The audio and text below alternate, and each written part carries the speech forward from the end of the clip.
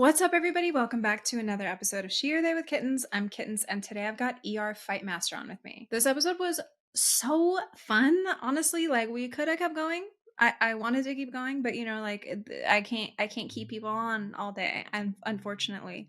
But we had such a great conversation. I'm so psyched for you to check this episode out. But a little bit of background on ER. They are a non-binary actor, writer, and musician, and they actually just released a single called Bad Man, which is so fire. I was really relieved because, like, if it wasn't good, I was gonna have to lie and be like, "Oh my god, I love it." But no, it's like it's genuinely good. And they have played a very or a few very impactful characters in the past on very important television shows that we are not going to mention because SAG and the WGA, which they are the Writers Guild of America, the Screen Actors Guild, so all the actors and whatnot, they're all on strike right now because if you have somehow not heard about this and been living under a rock, the major production studios have just been mad greedy. The streamers have been mad greedy, and they are not paying people even like close to a livable wage.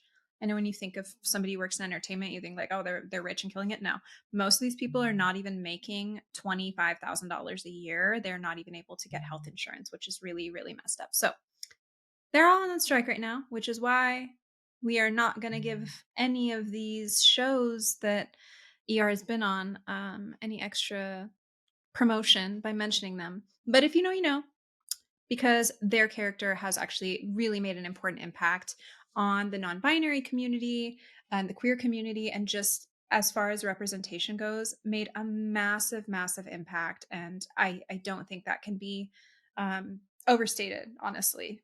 Being a non-binary character in a very successful television show, it's been around for a long time, and that has that widespread of a reach and audience, like, that's a whole other level of being able to help people learn and help people feel seen.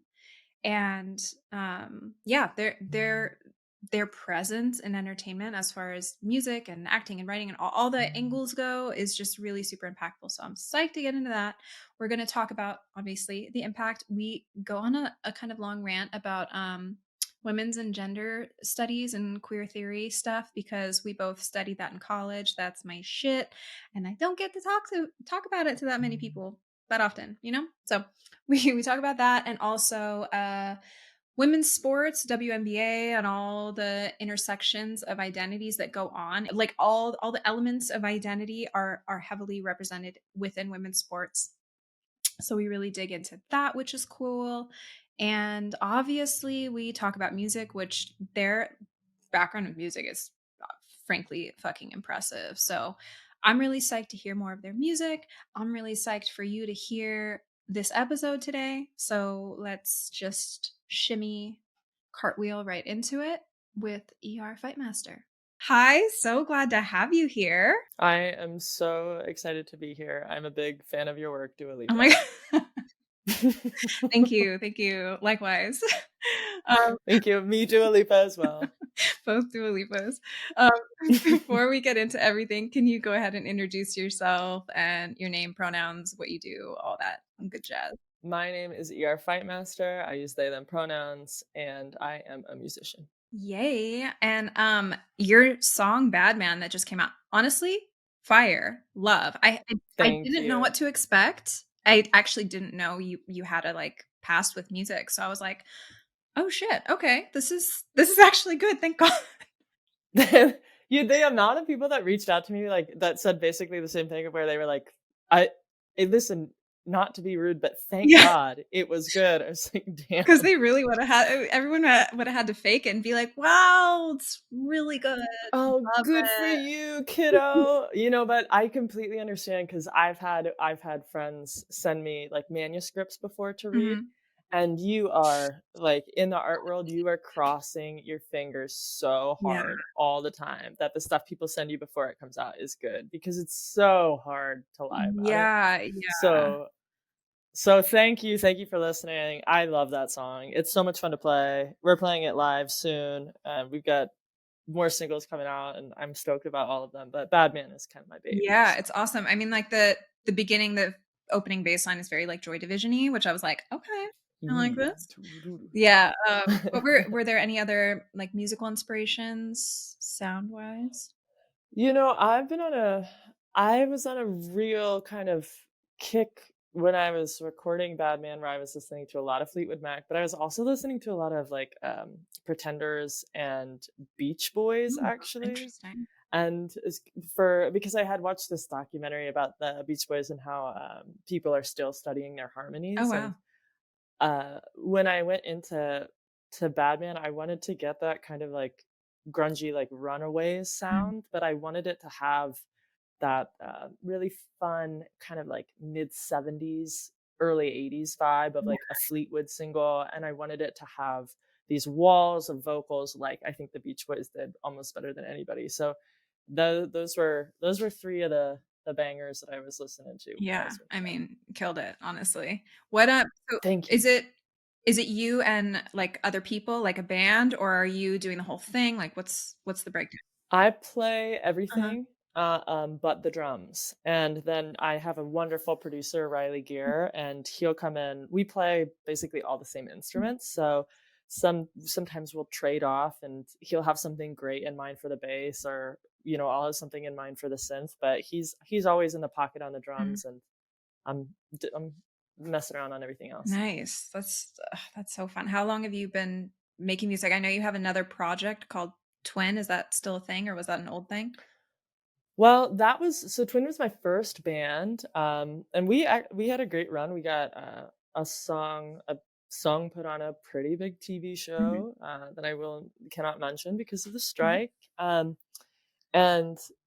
I think that Twin was such a great first like music project for me because it helped me understand like how to manage time in the studio and the way that I like things to sound, and it gave me a lot of access to like technical mhm, language that I didn't have mhm, before.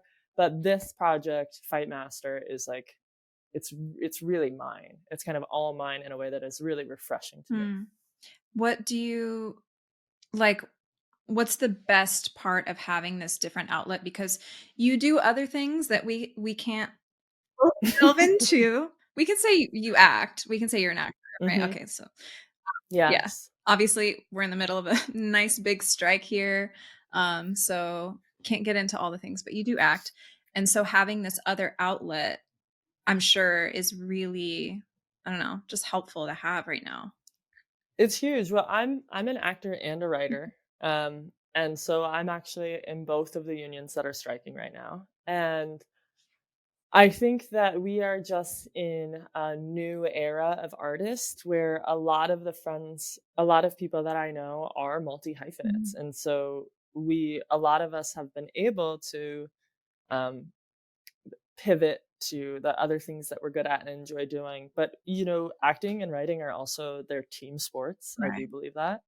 And music is a team sport in some ways, but it's a real return to self in the way that writing for someone else is not, or acting lines that aren't yours. When you're singing a song that you've written, it's so personal. Mhm. And I think keeping in touch with the personal actually gives you um, broader access to other people's emotions. So when you go back in and you write on a TV show or you act, if you know you really well, you're better at writing for other people. You're better at becoming other people Mm. because you're locked into self. Right, right. That makes so much sense. I think right now more than ever, I'm noticing all the multi-hyphenate action happening, Hmm. and especially with music being so so much of a solo sport for the most part, even if you are working with producers and bandmates and whatnot. I was thinking about this. I was seeing a bunch of stuff on Twitter of everybody in the is it even called Twitter anymore? What have we X? What I don't know. Whatever the They're Elon calling it decided the fuck that today. guy. Um, but yeah, everyone was talking in the music industry about we need to strike, we need to strike, we need to do the same thing because like the music industry has zero union, there is nothing, there is no regulation, and everyone is suffering in different ways. But it's so interesting because nobody feels like it's actually ever going to get there because there isn't much team action happening. So there Mhm. isn't a way to really get everyone together. There's not a bunch of people working on a project in the same way that they would work on, a show or a movie. You maybe have like a few people working on a song or an album, and everyone's just kind of looking out for themselves because it is so much more personal, which is really interesting. I think you're totally right, and I think the there's not an integrity framework, if that, you know, there's so when you are writing on a show or you're working on just gonna say group project. When you're working on a group project, um, you can't write the show by yourself. I mean, I'm sure some people do, but most of the time you can't. Mhm. You're with a team. And team, just like actual team sports, there is an integrity framework of I'm going to do the best for you that I can. I'm going to protect the team. I'm not a lone wolf. And you have that in an ensemble piece Mhm. too, like for any of the shows that you might be on. But you're right. For music, there is a front person, and then there's an entire team of people making money off that front Right. person.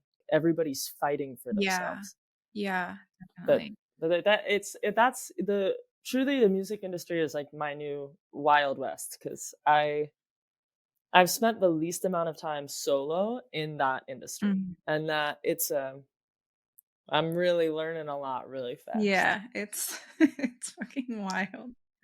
Yeah. I'm sure though it feels maybe a little bit more free to be able to do something without having to have input from a million other people, or to be able to just go and make something and put all the parts together yourself and express yourself versus, okay, I Mhm. have this idea for a show or a movie, and now we have to, like, everyone has to write, and we have to find someone to produce it, and then we have to find, all these extra things. You can just literally sit down and make something by yourself.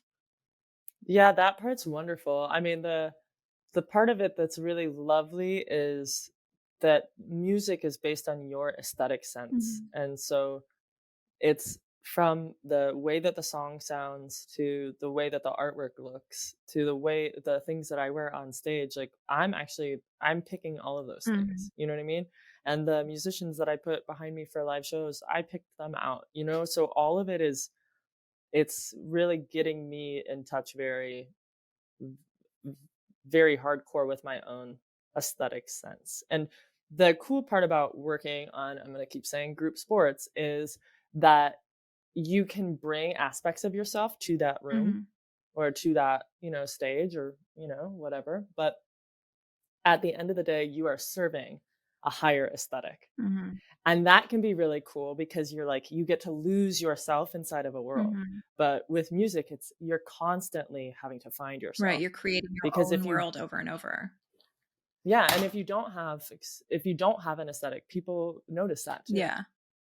Yeah, when you don't have a kind of clear vision or creative direction, it's just like, who is this person? They clearly don't know Uh-huh. themselves. And when you see, I mean, there's so many artists that unfortunately we see who are just kind of like, when they're trying to be something that they're not, you can just like Mhm. smell it and it feels so Mhm. wrong. Feels like you're like seeing a dog walking on its hind legs and you're like, what the fuck is happening here? Please stop. Like, but Actually, I do think they should walk on their hind I legs. I wish think they it would did. be much more decent. It'd be much easier to give them hugs, but we can't have That's everything. that's huge, yeah. We can't have everything.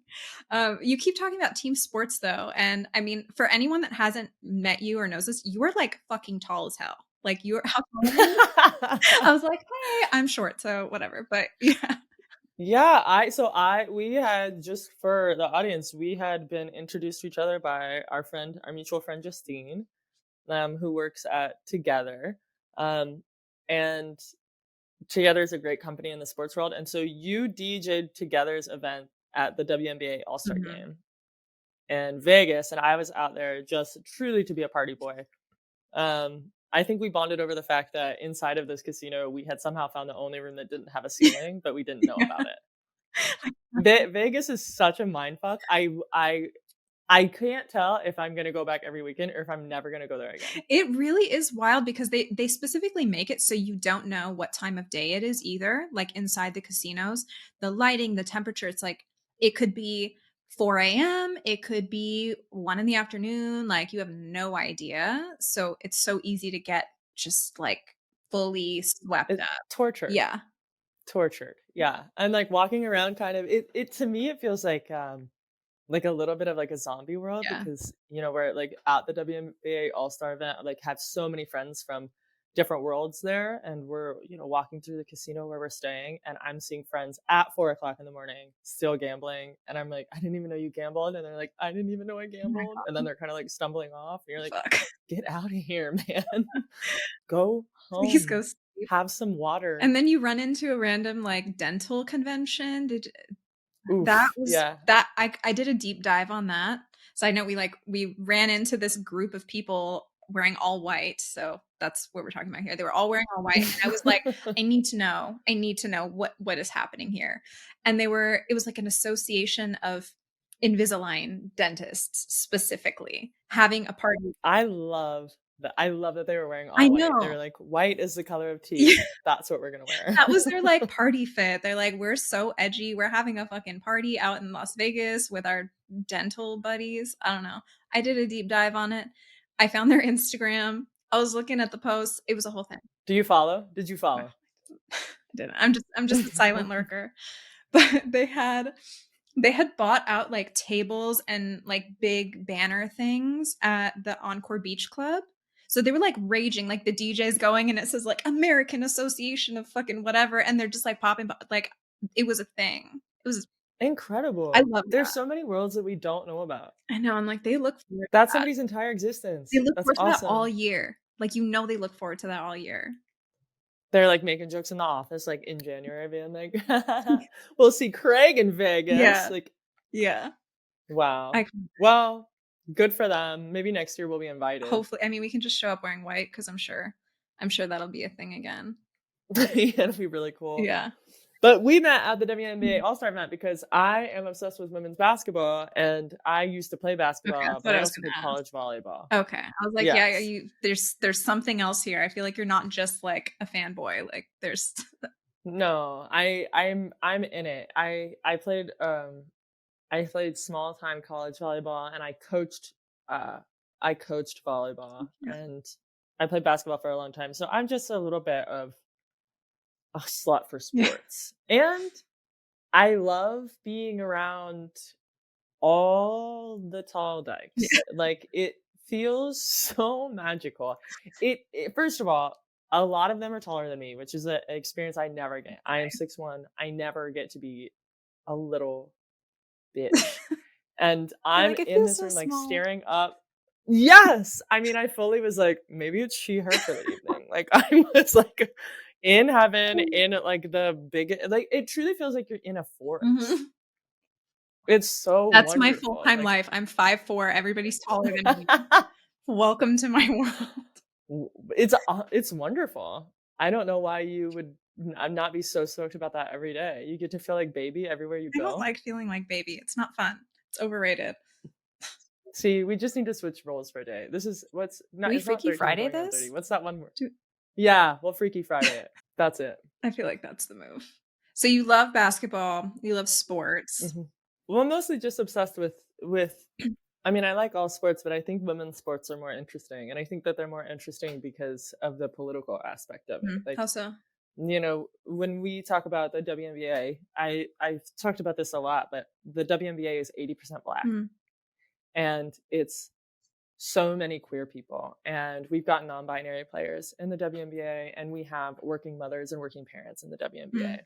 And so we actually have this massive cross section of all of the most underpaid people Right. in society. Mm. Black women, black trans people, Right. trans and non-binary people, working moms. Mm. We have them all playing at an incredible like they're great. Yeah. Like, it's a great game to Most watch. And elite so level of sports.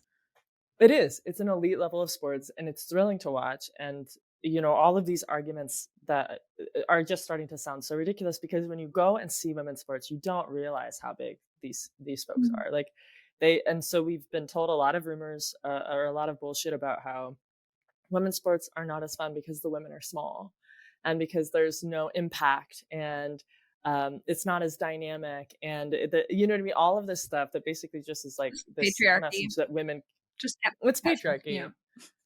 And it's this weird thing about women not being violent, Mhm. which is like so funny because I would argue that women and queer people have a better understanding of the actual like meaning of Yeah. violence than men ever Yeah. will, because we experience it. Yeah.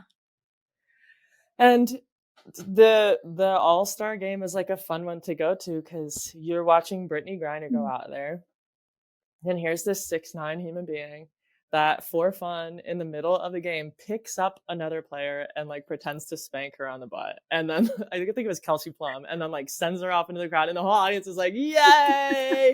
You're like, what is more like brutal than this like 6'9" person who's been dunking the whole game, just being like wallop on the butt? Like it's like such a fun, dynamic, it's an awesome Mhm. environment, and the crowd is awesome, and the crowd looks different than men's sports games. And if we can go, and if we can support the leagues, and if we can give them the audience that they Mhm. deserve, we're not pandering in any way. Like we're not talking down to them. They're good enough to Yeah. watch. They just need an audience. So we go, and when we buy more tickets, they get paid better, and when we buy their jerseys, they get paid more. And the reason Brittany Griner disappeared from us in the first place is because she had to go overseas. Like, let's get our people paid more Mhm. so they can stay here and play better games And then we and be get to be safer and be entertained happier. in this like at the same time. So everybody Exactly. really wins. Absolutely. Yeah, that's I mean, that's really interesting. You were bringing up all the just intersections of oppressed, marginalized groups that are dominating that sport right now. I Hmm. saw or I heard you talking on a podcast that you studied women's and gender studies in college, which samesies and that shit. Really? Oh yeah, but I mean that was like over 10 years ago. I'm old. But honestly, Me like too. I okay. think I'm old too. I had to think about the math. I'm old too. Old enough for it to be a while ago. But it was so That I had to think. it was so interesting because you said taking that class helped you realize that you were queer and helped you kind of come to terms with, Hmm. your identity and whatnot, which I'm like, it took you until college. That's really interesting. But um, we're late bloomers sometimes. I think that's late bloomer, but it's really interesting because I came out when I was 15, so it was like old news, but I had so many moments in my classes where I just like felt my brain shifting, like I felt the unlearning happening and I felt the perspective shift. And I Hmm. think that's so valuable and important to have because for a Oh lot yeah. of people having that experience of learning new language and kind of removing the really rigid views and narratives that we have from what society's taught us, removing them, it really gives you so much freedom to figure out who the fuck you are and have a chance to Hmm. be happy in life. So what was that like for you when you first were like, "Oh my gosh, what is the stuff I'm learning? What's happening here?" Well, the term that I would use for it now is, I think, decolonizing your brain. That's a good term. And I when I was I so I grew up in Ohio in the 90s, and I've talked about this, but we didn't see gay people, and we didn't talk to about gay people, and there weren't gay clubs, and if they were, we didn't see them. They were in parts of town that we weren't even supposed to go to, you know what I mean? And so I actually had a girlfriend at 14, Mhm. and we were having sex, but we didn't know we were having sex. What I know. It sounds so confusing to people, but because we didn't know gay people existed, and we didn't even know what gay sex would be Yeah. like, we were basically doing this really long exploratory process of like having sex with each other, and knowing that what we were doing could get us harmed. And Mhm. so it was like very much so like in the cover of night, we were having all these sleepovers, and we were Right. figuring this out like one step at a time without any representation, which is like, That's incredible, it's kind honestly. of interesting. Like you think about like straight people actually have porn, like, and not that porn is a great representation of There's sex, some kind but of framework they to just navigate things. exactly. Yes, and I also think porn is most oftentimes a really bad example of pleasure, but in some ways it was really nice because this person and I got to search for pleasure without any framework. Mm. And so then I didn't have the language of it, language about being queer until I went to college and then saw all these queer people with their partners finally Mhm. out of Ohio. And I was like, oh my That's God, what it I'm is. fucking gay. Yeah.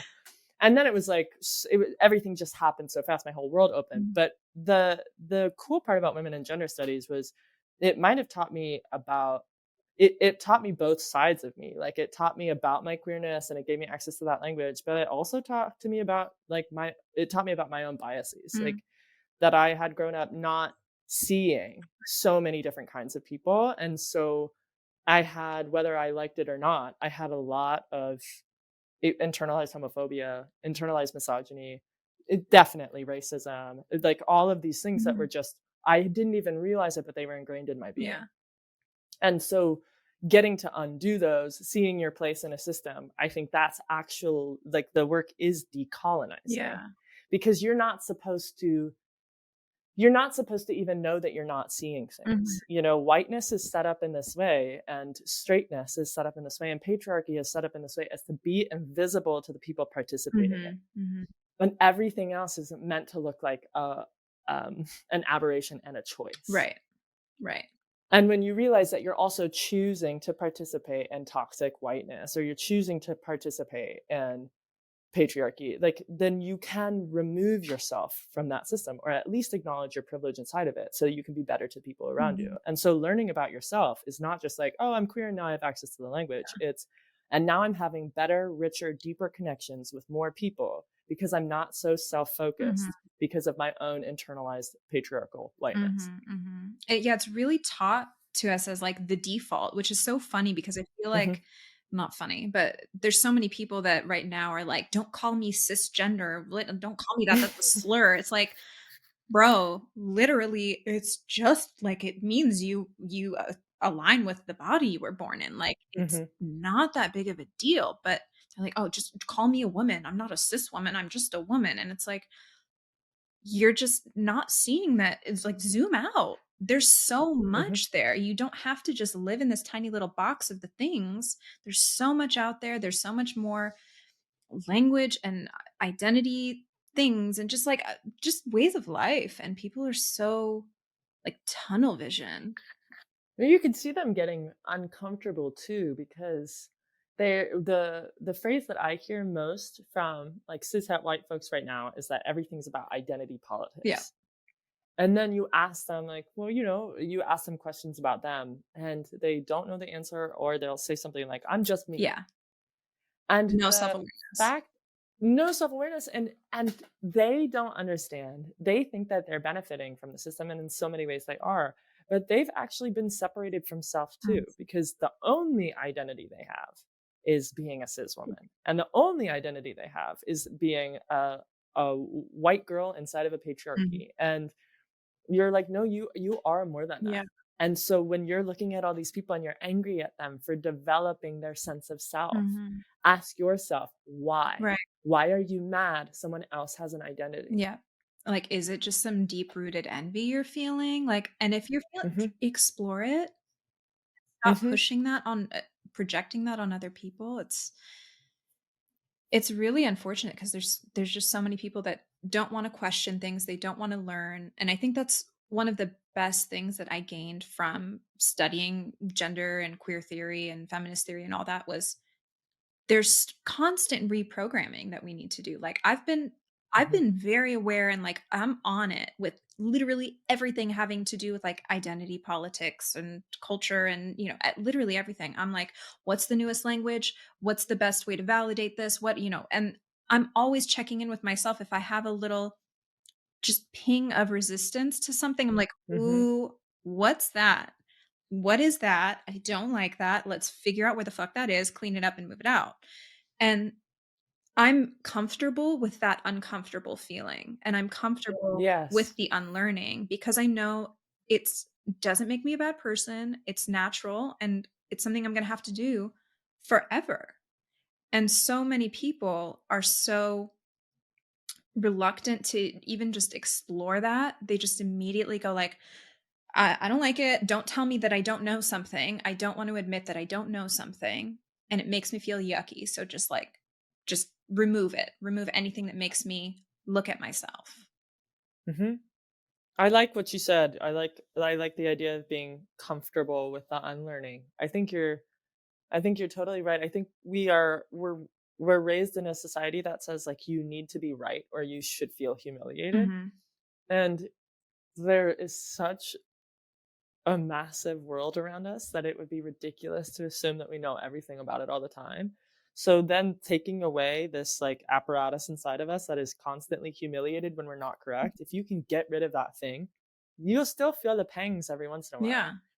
Like, a good example is I've I did the cover of the Global Down Syndrome Mhm. magazine. And before I did their interview, I realized like a lot of my language was incorrect. Mm. So I was like going and I was having these conversations with a friend who also does work with them, and we were like, is it differently abled? Is it disabled? Is it handicapped? We were like going over Mhm. all these terms and being like, well, the What's the most up to date, appropriate? Yeah. yes. And you of course, then you're finding different sources, but the fact of the matter is in doing the work to find the term Mhm. that was most respectful to that community, we learned a bunch more. And then we didn't hurt anybody's feelings when we did the interview and when we did the cover of the magazine. And so it's actually like if you can look at life as this project, Mhm. this constant project of growth, it's so much more enriching than looking at life as a series of humiliations in your fight to be the most right when you die. Mhm. Absolutely. It's so interesting too because, like, if the focus and the priority for people is more so to just learn new things so that you can make other people feel less uncomfortable, like, what Mhm, is the harm in that, and why is that such a difficult thing to do? Like, if somebody's mhm. like, "Why do I have to change my language, and why do I have to yada yada?" Like, because you have a better chance at not making people feel like shit. Like, why Yeah. would you not? What is holding would you rather do something that you know has a high probability of hurting somebody, even if it's just one person? Why not go with the thing that you know for sure isn't gonna hurt anybody? Like, it's Well, and if you don't want to fix your language, if it's more important to you to keep that language and so you don't inconvenience yourself at the risk of hurting Mhm, others, then you have to allow the people around you to identify that mhm, and say, okay, well, you are a type of person who like refers to themselves as a grammar Nazi, and so my identity isn't important to you. Well, then I don't want to talk to you. yeah. And that's actually when they're like, you see the entitlement come out, or they're Mhm, like, well, I didn't. I still want you in my orbit. They still want to control the interaction, but you're like, no, I'm not interested at all. And so now I'm getting to a point, especially with mhm, pronouns, where I'll give people an opportunity to respect who I mhm, am. And then when I realize that that's not going to happen for them, I've just started to pull myself out of those mhm, relationships.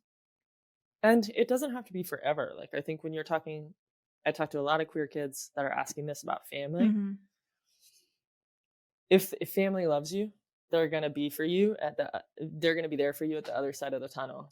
But if they can't respect who you are, you don't need them in your life in this format. Mhm, mhm, And so if they need a little bit more time to grow, if they need a little bit more time to get comfortable with respecting who you are, mhm. you actually owe it to yourself to separate yourself from that situation Absolutely.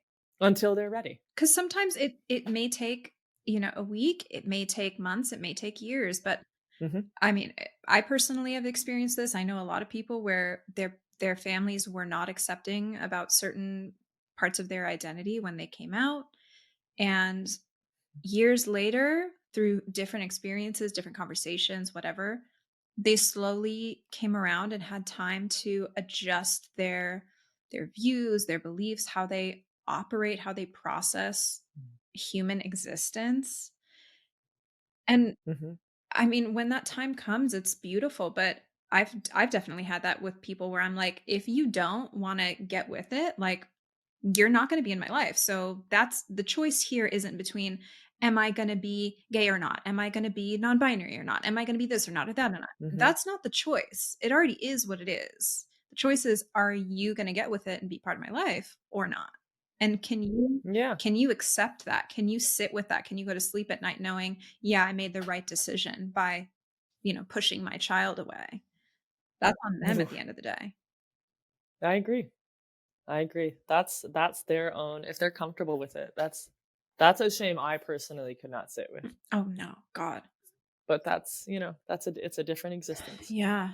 I think one thing that I get asked a lot and I think is really important too is kids who are or adults even who are coming out and they worry about how their loved one is going to respond.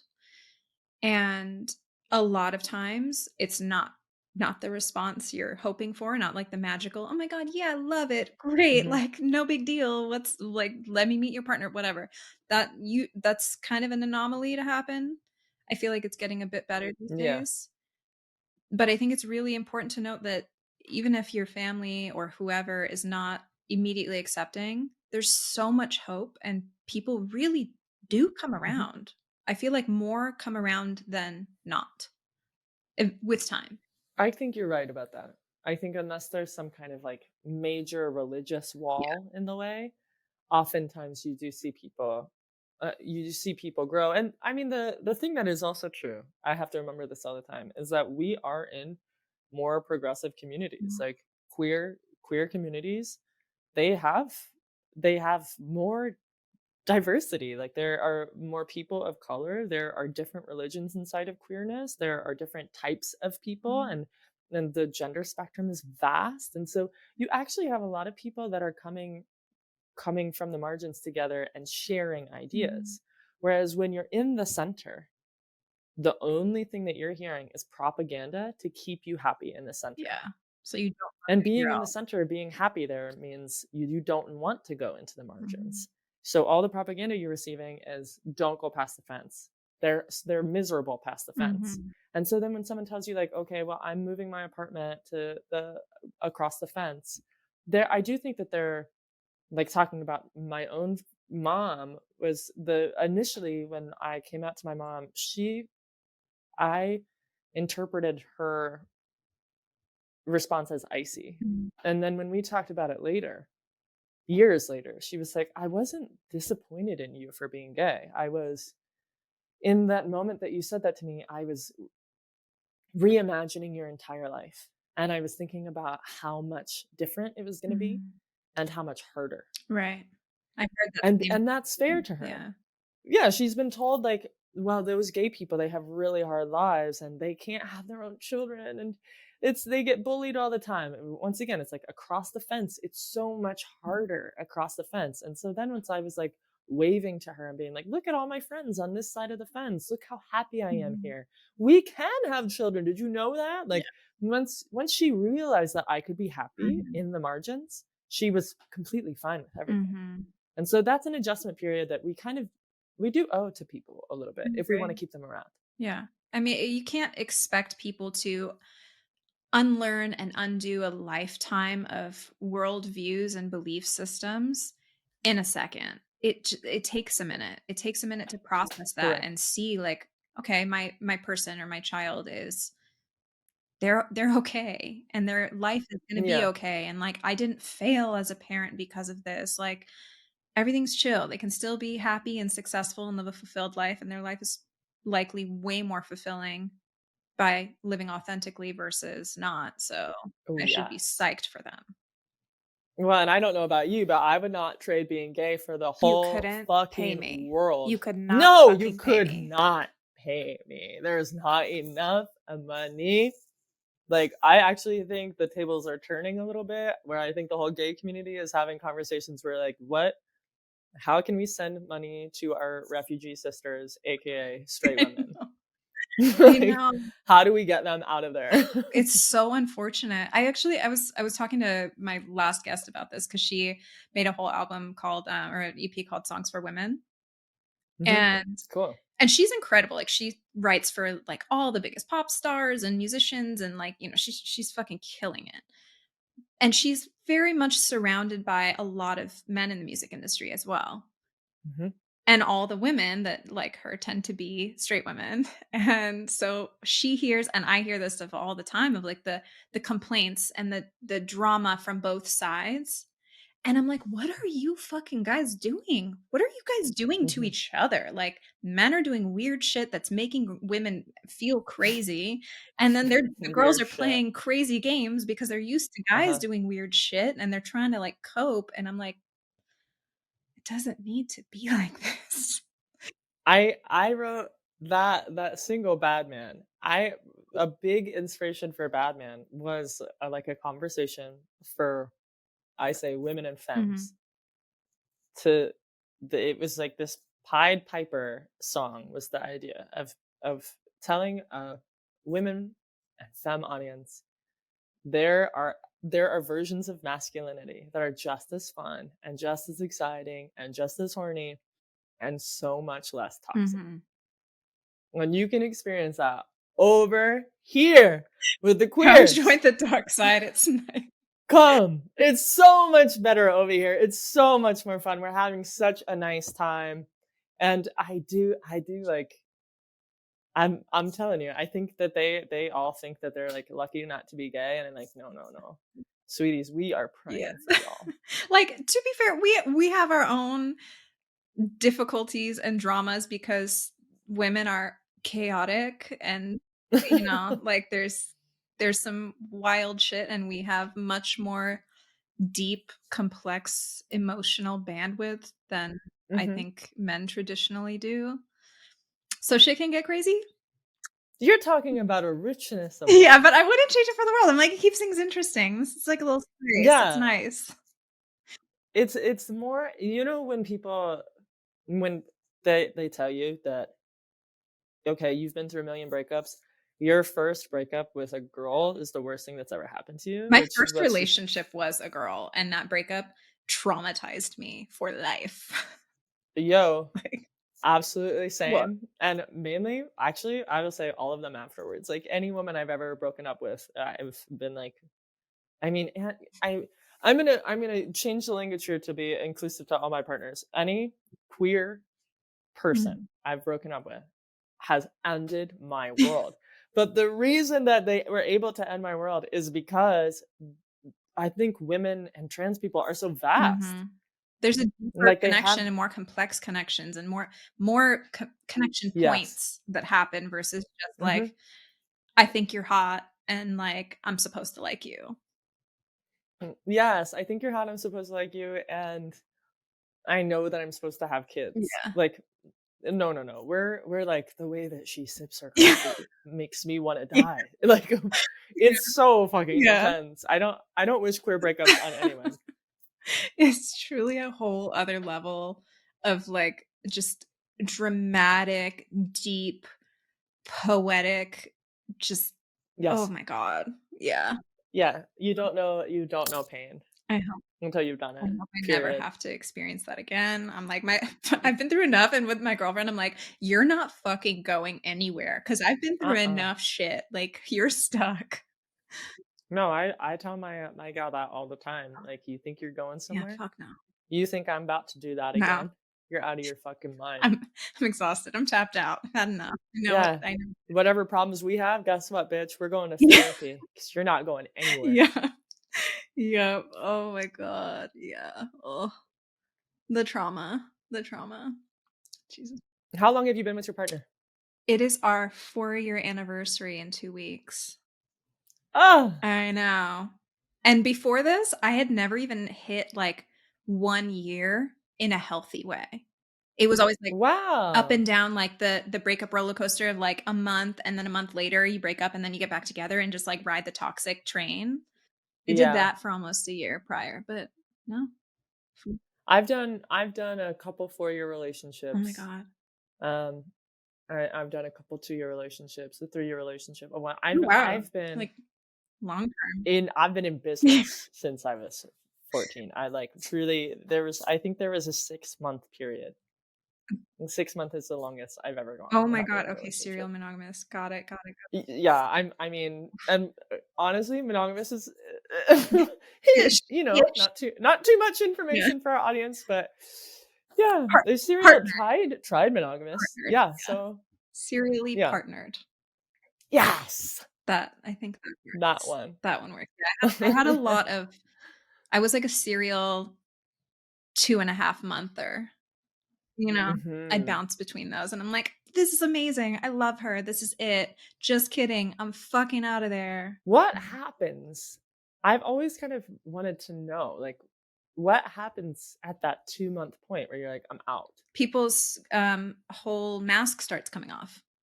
Everyone's Mhm, everyone's on their best behavior for the first month, and you're also blinded by all the chemistry and, like, just a mhm. horniness of a new relationship. But then once things start to slowly, like, settle a little bit, people get a little more comfortable, the mask starts coming off, you start seeing, "Okay, that's really, like, a big red flag. I don't like that. The way they, I don't know, fold their clothes makes me wanna die." Whatever it is, you start What's seeing. your sign? I'm a Libra. Libra! It's my Capricorn moon Wow. that's like this, though.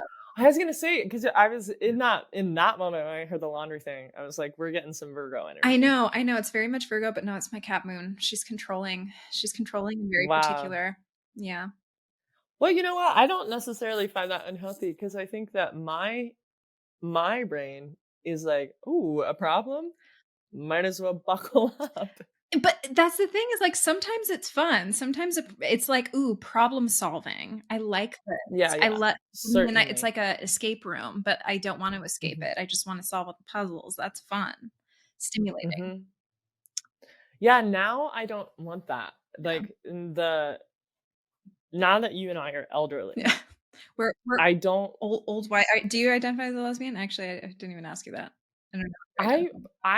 I prefer Dyke. I love I think Dyke. because I find Dyke more trans friendly, Mhm. and, I think it's a harsher word in a way that I'm like, "Yeah, fuck Yeah. you."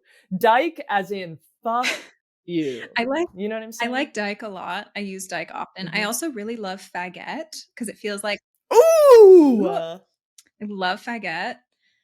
Wow, that's fun. I've not heard I that. just started, Fagette. like, rocking with it. I'm sure someone else came up with it, but it just feels right. But I love lesbian Dang. because I think I must have been, like, 16 when I heard the term owl, an old wise lesbian, and I'm like, "That's me. I'm at the I age." love the term lesbian because I think it's beautiful. So many people think it's ugly, and I'm like, "What's wrong with you?" What are you talking about? What kind of sick motherfucker would think that was I ugly? don't know, I love it. If anything, there are I think lesbian has become such a more inclusive term. Um, I think it's more about energetics for me. Like I think that lesbian, there's like this really beautiful, like golden soft glow to that Mm, word for me. And I'm like, no, I've got dirt on my shins. Like I can't explain it. I'm like, no, lesbian is like a mhm. beautiful heel on a boot. And I'm like dog shit on a Oh my cowboy god. boot energetically. So I'm kind of referring Dyke in that way. I Dyke just really does hit different. It definitely does. I'm I think it's the same thing as fag, where you're mm, like, yeah, sure, gay, but fag. yeah, It's nice to have language that and only certain people can uh, call you that. Like, if exactly. It's language they can't yeah, use. You know what I mean? somebody else That's uses it, I'm like, nice. "I'm being hate crimed right now, please stop." Yeah. Oh, But if it's certainly. like one of the people, I'm like, "Okay," like, yeah. Well, and I think they don't like it when we use terms like dyke and fag because they feel they do want to be able to control Oh, you're language and they do reclaiming want to be it. able to control. Yes, and we are reclaiming it. And the funny thing is that I have found like the older generation when I referred to myself as a dyke, I've had older women go, "Don't say that. You're beautiful." Like, I And know I I and I I find that fascinating because I'm like, you admitted it. Like for y'all, when you mm, were calling someone a dyke as a slur, to you that meant ugly woman. ooh, And for me, dyke means like trans person who loves women mhm, and trans people and is in queerness and is militant about their love for their community. mhm, Like dyke is this like beautiful, strong community term. mhm. And they think of it as ugly woman Ugly, can't get useless, man. yeah. Ugly, Yeah. useless in society, fucking cretin. Mhm. That's yeah. And the answer is, sweethearts, I can get a man. I don't goddamn want ones. Y'all can keep Yeah, man. Please keep them over there, please. Actually, right Please. before we got on, I was on TikTok and there was this person, I believe they're she they vibes. Okay, yeah, they were. So they identify as a lesbian, but they were talking about language, some response to a comment that they had.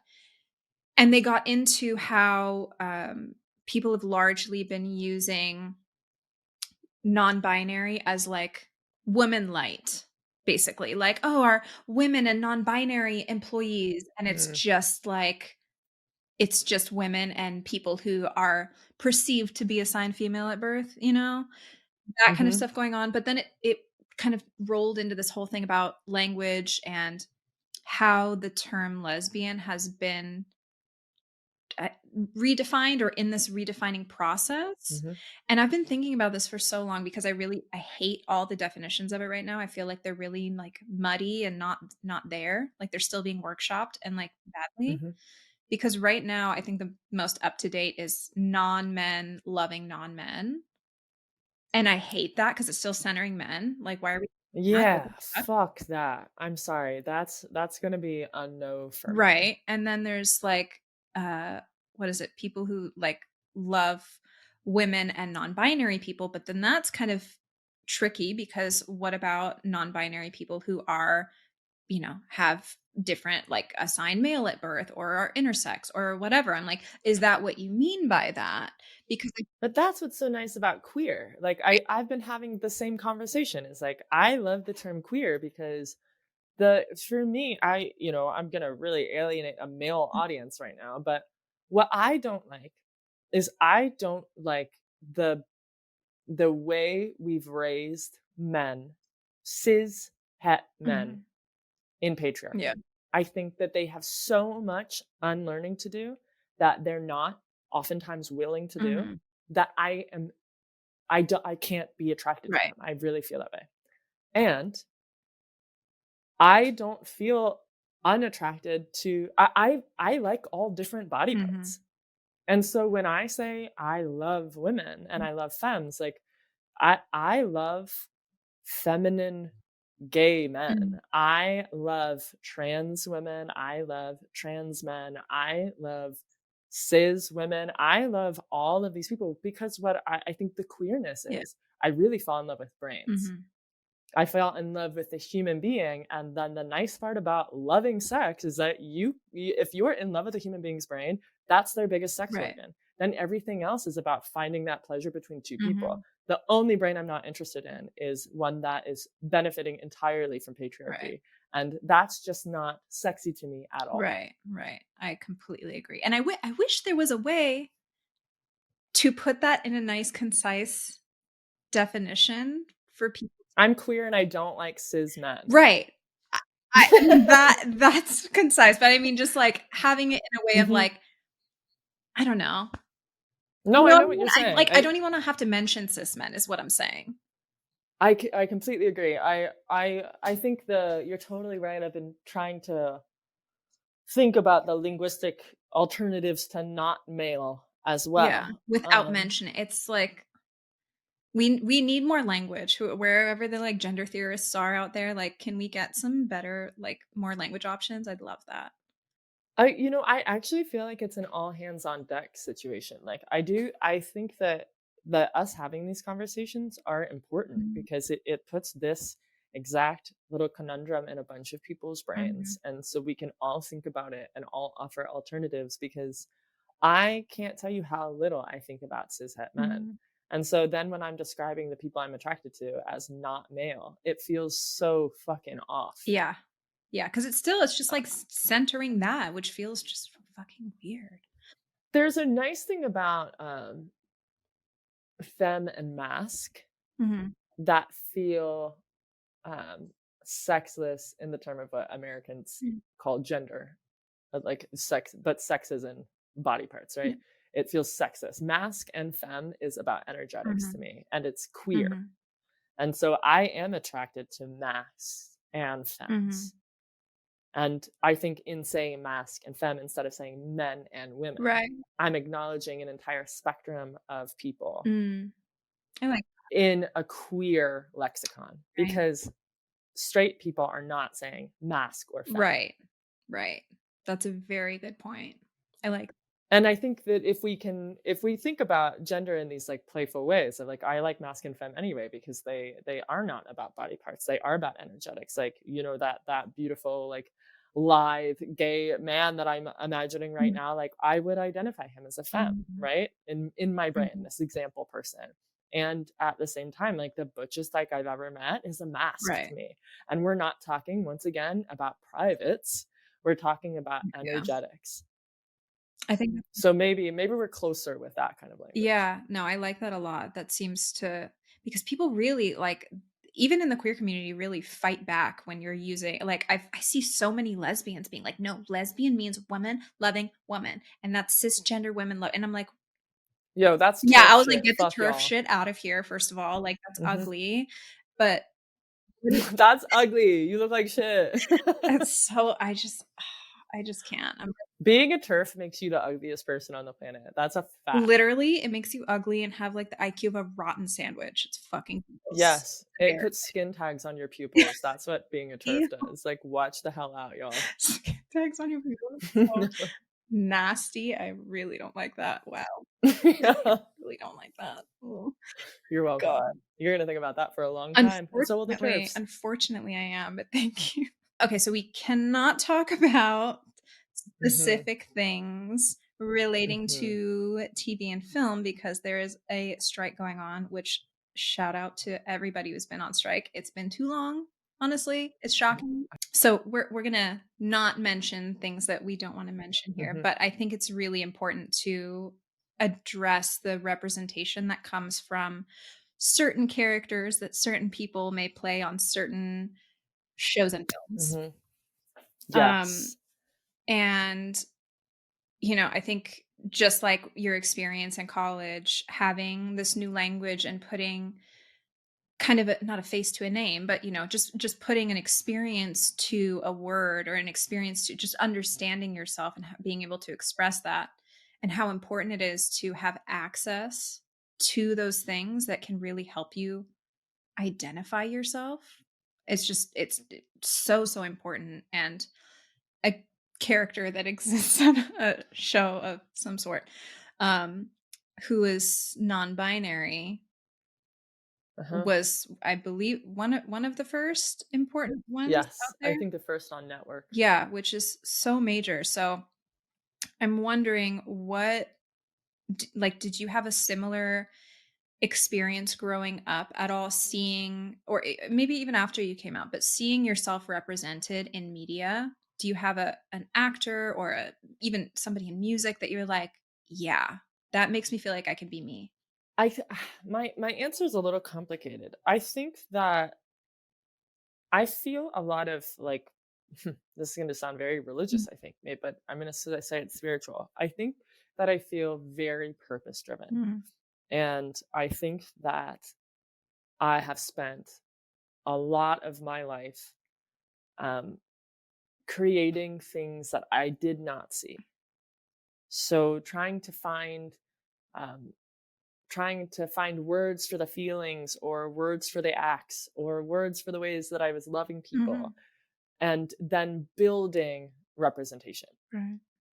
And so I'm lucky because in some ways, the gender studies and having access to all these words helped me build representation where there actually wasn't. Mm. But I wasn't growing up in a time where there was a lot of representation on Yeah. TV.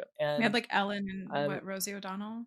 Like, yeah, and I remember, clocking Ellen DeGeneres and having this like knowing who Ellen was somehow, knowing that Ellen and I were the same mm, before I knew that Ellen was gay. right. And so I remember having that experience, but I don't remember watching TV and being like, "Oh, there I am." Like I just didn't have that. And so, without being specific at all, where I've been able to in my career fill in a lot of spots that haven't existed yet. Mhm. And it's not that being non-binary didn't exist, but it's that we had so few of us on the TV space or in the writing space or in the music space, whatever, that when I've gotten to feel these thoughts, it has been important. It has had an impact. And what I'll say is every time a queer person joins that space, every time there's a queer person on TV, every time there's a queer person in a writing room, every time there's a queer person that makes a song, Mhm. all of those things, they add to this beautiful spectrum of being Mhm. because we're not a monolith. And so early on in my career, I've been placed in a position to be one of the like prime speakers of this quote unquote monolith. Mhm. And I think what we're realizing now is that we have a community where it really is the more the merrier. Mhm. So I'm really excited as we go on to be passing off this torch so that we have more and more representatives because our community doesn't all look like me. Mhm. And I'm so proud that I've been able to reach as many people as I have and be able to showcase this identity in this format. And I'm so much more excited that it's opened up doors for other people to come in and build out our understanding of what being non-binary and trans looks like. Mhm. That's super impactful, and even just researching for this, I was like, "Let me just take a gander on TikTok." You have, like, the fan videos, the slow Yeah. motion zoom ins on, like, smiles. I'm like, "Oh, this is a thing, this is a thing," but of course it's a thing Mhm. when you see somebody, I mean, obviously, like, you're amazing, but when you see somebody that Thank you. is representing Mhm. you or your identity in a different way, it just hits so different to feel seen on that level and feel like Mhm. your identity and who you are is being reflected back to you in some way that it Mhm. really just sparks a whole different type of connection, which is amazing. But actually, it might be, I'm curious about this too. Going from, you know, being a writer and doing other things to having this massive like level of, I don't Mhm. know, attention for a certain character you played. Was there any difficulty around having that level of perception? Because I feel like as a queer person, as somebody who walks in any type of margins of the world, sometimes perception can feel overwhelming and sometimes dangerous. And then other Oh, times yes. really healing and beautiful and you feel seen. So I don't know how did that. It is scary. It's scary because I think we live, um, in a time period where we expect people not to make Mhm. mistakes, and I'm learning just like my audience is. You know what I mean? And so I'm trying so hard to make sure that all my language is correct and inclusive, especially when you're thrown into a spokesperson Yeah. position. I want to make sure that I'm doing the right thing. But like I was a kid once, you know what I mean? Like I've made dumb jokes and said stupid shit and I've hurt people's feelings and I've had privilege that was unchecked and I've had a bunch of stupid fucking ideas that I thought needed to be said out Mhm. loud. And what I won't ever do to my audience is lie about that. I'm not pretending to be perfect. My role as a spokesperson is to say, I did a lot of work to figure out who I am. And I'm doing a lot of work to figure out how I can aid my community. Mhm. And none of it has been perfect. And I have made so many mistakes along the way. And I love you just the way you are. And if you want to come here and learn with me, if you want to come here and find a space where you can be exactly yourself, that's my big gay umbrella. That's what I'm offering, an audience. And I have a lot of young queer Mhm. fans, and I think we forget because we're in these liberal bubbles that kids are growing up still without access to the language and without Right. access to the representation, and we have to give those kids the space to ask dumb fucking questions Mhm. and to be scared and to to grow and to change because we had that space and we had that space off the internet. Mhm. And And we're so still that's operating like, we're still navigating those spaces. We're still learning. We absolutely. just have we got a few extra years on them under our Yeah. belts. Yeah, I mean, I feel so bad for those kids because there's so much growth that I got to do in Yeah. private. And they're trying to have a nice time in a world that is like, you'd be convinced if you were an alien that we only lived virtual Mhm. lives. There's just so much less of our life is spent with people, it Yeah. seems. And so, you and I talking about going to women and gender studies and decolonizing our brain, like a lot of those kids are trying to do that online in a very public way. They're And sharing you their just ideas on TikTok and then getting ripped down for it and saying the wrong words yes. and getting bullied for saying Mhm. the wrong thing, but it's And a lot of people seem really excited to bully other people about not having all the knowledge right yeah. away. And I find that really boring. And so in some ways, I really would love to like take a step back and never be on the internet at all. Mhm. But in other ways, I do actually feel this really like special purpose in my understanding of God is like if I live a life that through my trial and error and through my expression of joy and through the way I love people and understand myself, if I can live that life in a way that makes it much easier for queer people after me, Mhm. that will have been a life worth living. That's honestly a beautiful note to end that on. I'm like, don't say anything else because that was perfect and Okay. beautiful. Wow. Yeah. I mean, that's a very solid purpose. Damn. Well, shit. Well, just kidding. I have one more question for you because I asked Yes, good. I'm gonna fuck it up. I ask everybody this one. So what is your dream creative zone? There are zero rules. Physics doesn't matter. You can be under the water, on the moon. What is your dream room space look like that you would love to just do your thing? Oh, I would like to be in the mountains Mm.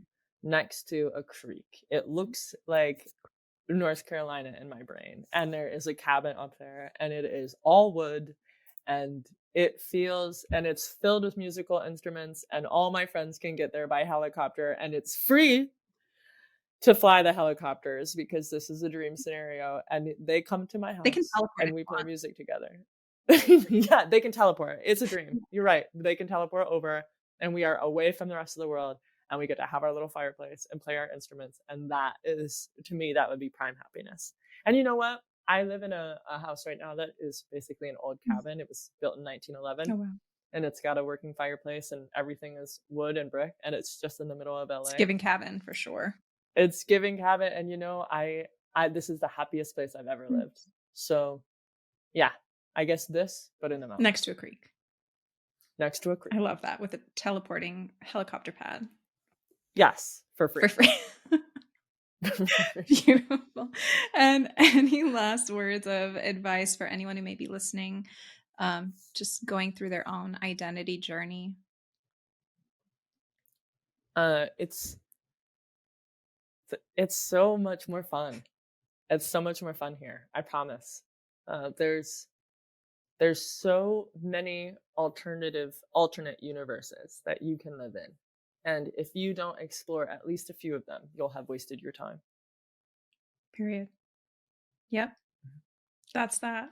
Awesome. Hmm.